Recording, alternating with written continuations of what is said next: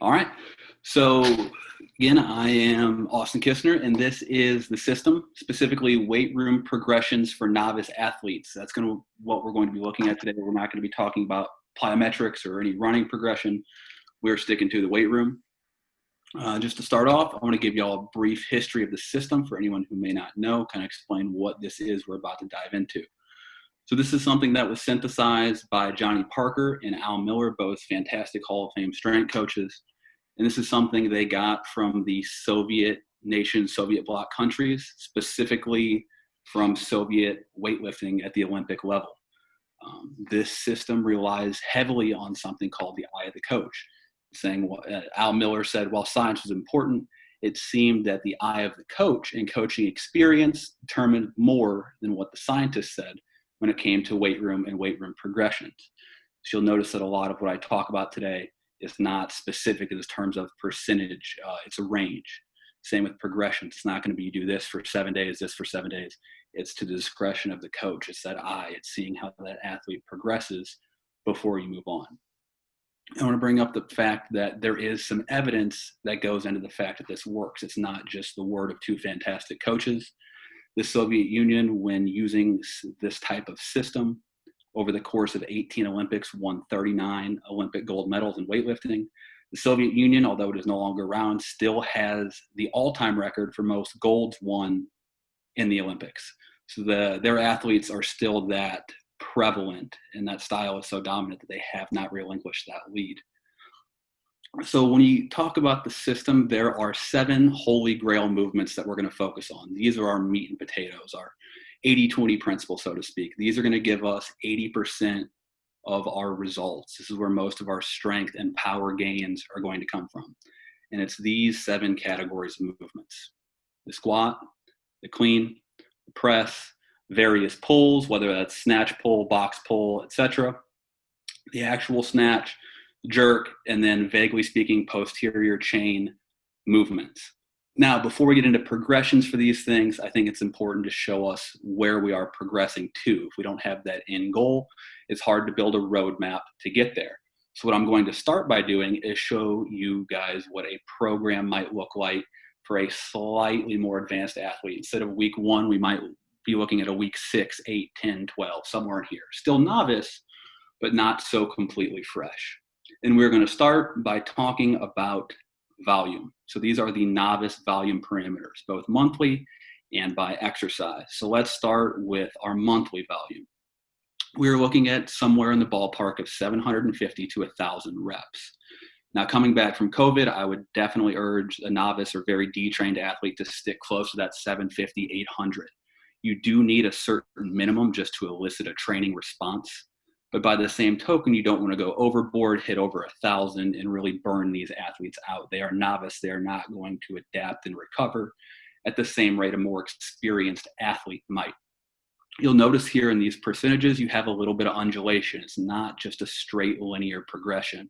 You're going 28, then dropping down to 22, peaking week 3 with a 35, and then really deloading with a 15%. It is super important that we do deload to allow these athletes to compensate and recover.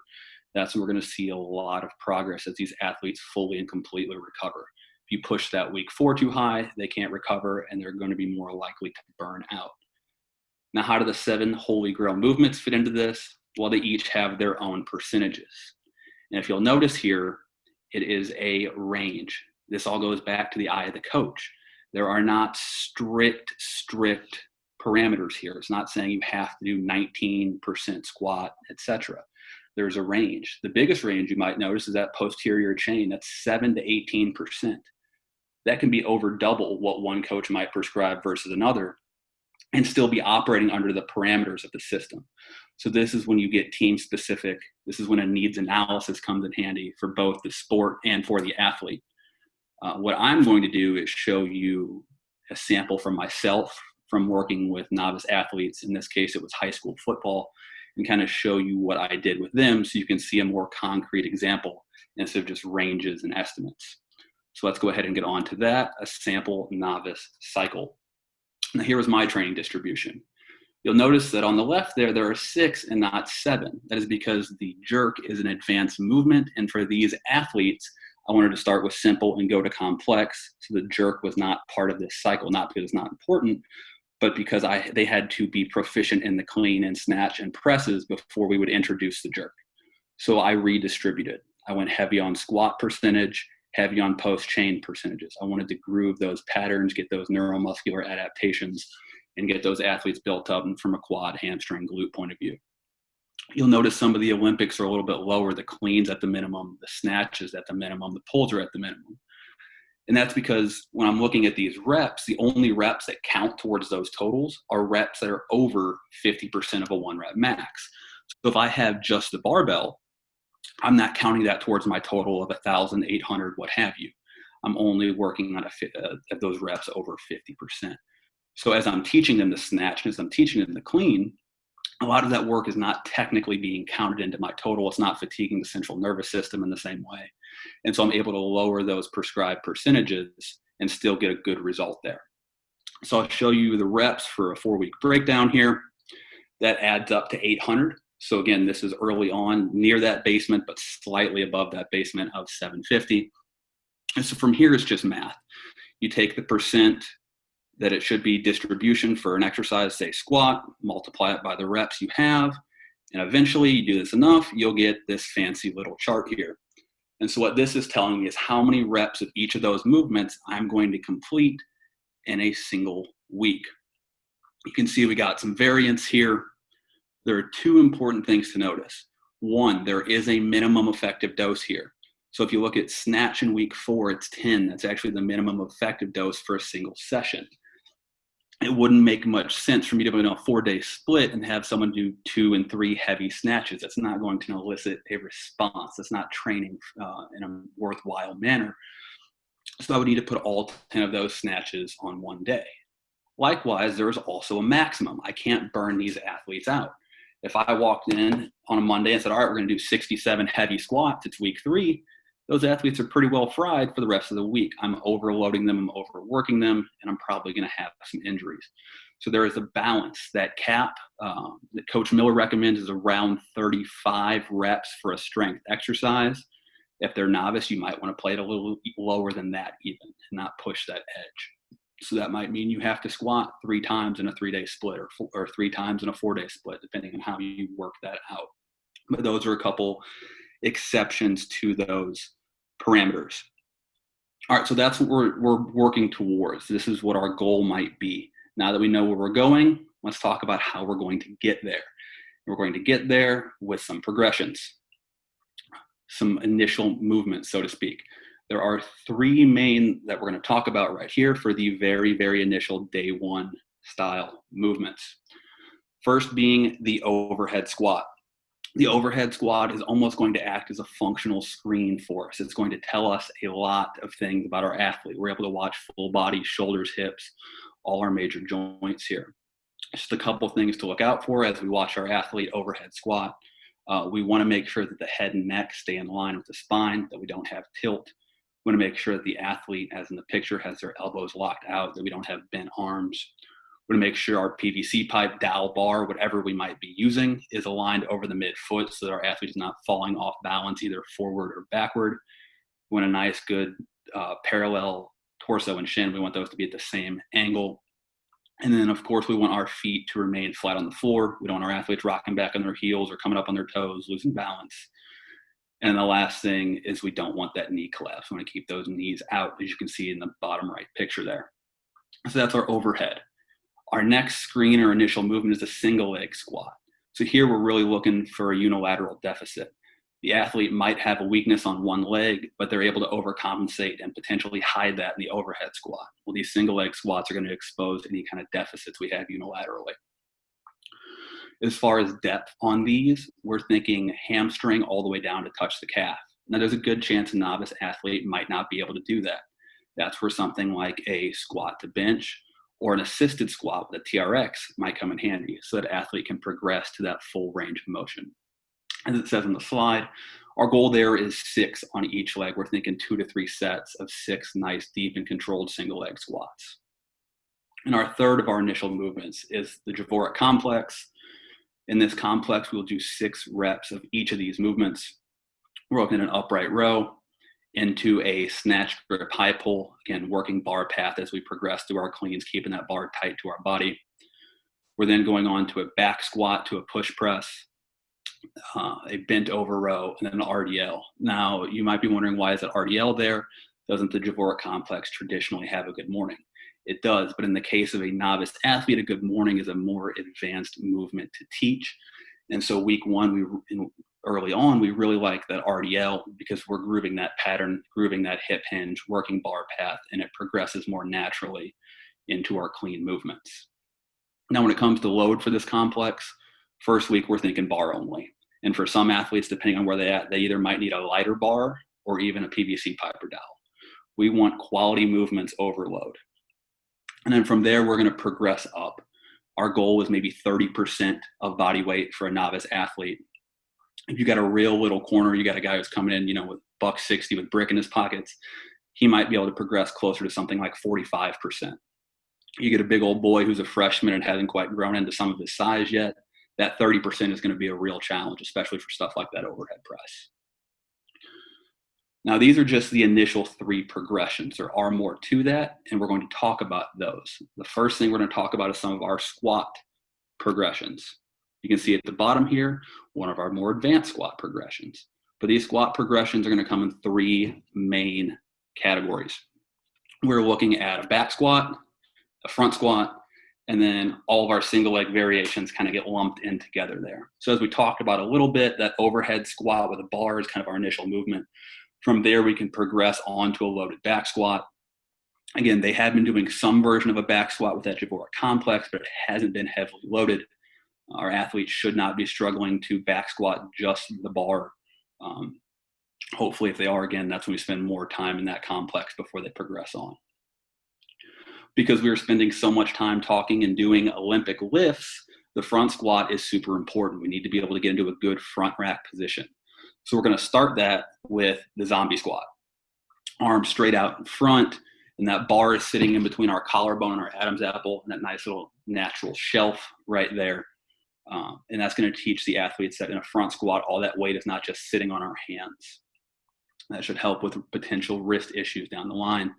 Once they get a better feel of that, we can progress into a front squat. And I would absolutely recommend that they be proficient in a front squat before we worry about catching any of our clean movements. If they're still in that zombie squat phase, I would definitely recommend they stay more with a clean pull as opposed to catching that clean. And then our single leg work, you can see we progress, like I talked about, from maybe a squat to a bench to like a TRX supported. From there, we can start to get a little fancier. Our split squats, whether that's regular or Hatfield, dumbbell, barbell, you can play around. Same with that rear foot elevated into step ups. Again, that can be either heavy or dynamic. And at the end, we get into our lunge variations, our walking lunges, our bowler lunges, our lateral lunges. We can start to work some more frontal plane there. We have a couple different options when it comes to lunges. So that's kind of our lower body squat progression. Now let's talk about our upper body, which is going to be consisting of our presses. Our presses are also split up into a couple different categories. The first being that overhead or a vertical press. We're starting with the basic of a strict military press. That barbell, for some athletes, that might have to be PVC or dowel. The big thing we're looking for there is them not using that thoracic spine to compensate. We don't want to see an athlete arch big and lift those eyes up to get a better leverage on that bar to press. We want to stay nice and tall, good neutral spine. That's the biggest thing to watch for, especially with overhead with younger athletes, is that compensation. And then from there, you can move on to your dumbbells, your push press, and eventually down onto the jerk. The jerk is something I have not introduced early to athletes. I have walked them through that overhead progression slowly because a lot of athletes have issues with overhead strength early on and also just stabilizing overhead. In addition to our overhead presses, we also have our bench press, which is our more horizontal pressing progression. The first thing we want to start with there is a push-up, a good push-up, a full range of motion push-up, a push-up where our elbows are in somewhere inside of 45 degrees, where we're not flaring out to the side. If you have to back that push-up down for some of your bigger athletes, it is much better to have a push-up from the knees instead of the feet and keep those elbows in tight. We want to ingrain good technique here. And from there, we can progress on to our barbell bench and eventually our dumbbell bench where we can work ISO and single arm and get fancier there. And last, we have our incline, kind of our hybrid pressing, so to speak. Big fan of starting with decline push-ups from there, having the feet up on a bench, on a low plyo box, something. And again, those same rules apply for that decline push-up. We don't want those elbows to flare. We want to control ourselves. We don't want to flop around. Going into incline, dumbbell, and landmine. The one caveat I will make is for an overhead athlete, someone who pitches, like your quarterback, you might want to go more into that dumbbell and that landmine sooner, build in that little extra shoulder stability, help them groove and have that shoulder stabilize in space. But I'm very wary moving into the dumbbell and the landmine. I want to make sure they have that pattern ingrained before we start jumping ahead. And then our last category of big progressions here, we are going into our post chain. So post chain has a bunch of different things that are a part of it. The first one being our trap bar deadlift. Now you might ask, Coach, if you're talking about Olympic lifts and we're doing clean and snatch, why are we trap bar deadlifting? Why aren't we conventional straight bar deadlifting? It's a great question. So if you go back to those 7 holy grail movements, we have up to 10%, if not a little bit more, even up to 12, that are clean pulls. So we have our rack pulls, our box pulls, our regular old clean pulls, snatch grip pulls. And so we're getting a lot of that straight bar work in there. When it comes time for post chain, I like the trap bar. I like the force we're able to get, and especially for younger athletes, they tend to move with a better pattern and have fewer lower back issues on the trap bar as opposed to a heavy conventional straight bar deadlift. So that progression can be kettlebell, dumbbell, whatever your weight room has, and then from blocks, and then eventually from the floor, high or low handle. That's a different debate for a different day. Next up, we have our RDL and good mornings. Super important if we're going to be an Olympic focused team. We have to be able to hip hinge, and the hip hinge just transfers so much into sports. So we have that RDL to a knee, that RDL below a knee. We're going to load those up heavy. This is where we're really developing hamstrings as far as moving weight. These RDLs can get up super heavy. The good mornings, not as much. We're not worried about loading those as heavy. We want good range of motion, really pushing those hips back on that good morning. Up next, we have our glute ham raises and the variations on that. Starting with the eccentric heel slide, really controlling that rep on the way in. Seen a bunch of different ways to do this, whether it's a physio ball, TRX. If you have rollers or a slide board, that's great.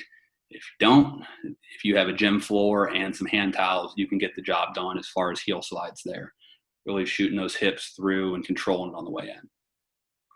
From there, you can progress onto something like a glute ham raise with a partner and really control that tempo if you're trying to build up those hamstrings and tack on mass in the back half there.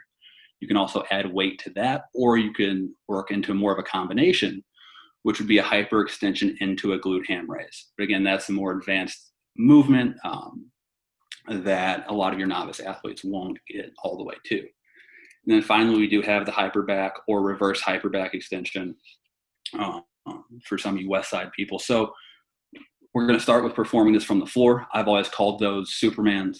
That's a great base to start with. From there, if you do have the Roman chair, or table, or equipment designed for hyperback extension, fantastic. If you don't have any equipment for that, there's nothing wrong with a plyo box with some padding on it, a bench, a table, whatever you got to work that. And then the final piece of that is adding load to it. And one of my favorite ways to add load to that is to have the athlete squeeze a medicine ball between their ankles as they do a reverse hyper. So not only are we getting post chain, but we're also sneaking in a little bit of hip adductor work as well. So we're kind of getting more bang for our buck there as we progress on. All right, so this has been a lot. This has been piece by piece. This can almost get overwhelming with all these different progressions. So what I want to do is put it together, make it big picture, and show y'all a sample, just 1 week, 3-day split for a novice athlete. So let's take a look at that. This is a sample program, 3-day a week, Monday, Wednesday, Friday split. Those Tuesday, Thursdays are open. That's where you would fill in more your running, more plyo stuff. But again, that's a different presentation. Time constraints won't let me get into all the plyo progressions. So that first day, we got box jumps. We have a single leg squat. Here's to box. It's a good benchmark to start. Our complex, going bar only, our heel slides, and then we have a nice military press based off body weight. For some of those big guys, you might need to drop that down a little bit, but that's a nice, safe weight Nothing crazy as far as reps. We're really easing them into this. Nothing, no 10s, 12s, 15s. Just trying to establish movement patterns and not fry these kids early on. That Wednesday, same thing. We got the box jump, single leg squat. Notice I took away 2 box. So if you had an athlete really excel and the box looked easy, then I, the coach, progress on to either TRX supported or unsupported, depending on where you're at. Again, 3x6 on the complex. We're doing that post chain progression. We got the Supermans there, 3x5. And we have a little bit of bench to round out with core. And that last day, that Friday, we can push ourselves a little bit more because we'll be going into that weekend. So again, 3x6 on the single leg squat, 2 rounds in the complex. Here we're working the trap bar progression with a kettlebell deadlift. And then we're incorporating snatch grip now into our military press to establish that snatch as we work through our progression, and of course finishing with core. So this is what 1 week might look like. As you progress from cycle to cycle, I wouldn't jump more than 10%, especially with these novice athletes. We're trying to slow cook here and not burn these kids up. That is all I have. Thank you for your time. If you have any questions, please feel free to reach out. My email address is below. I'm pretty solid about answering emails. If you want to talk plyos for this progression, you want to talk sprint work for their field work for this progression, I would be happy to do that. That is all for me.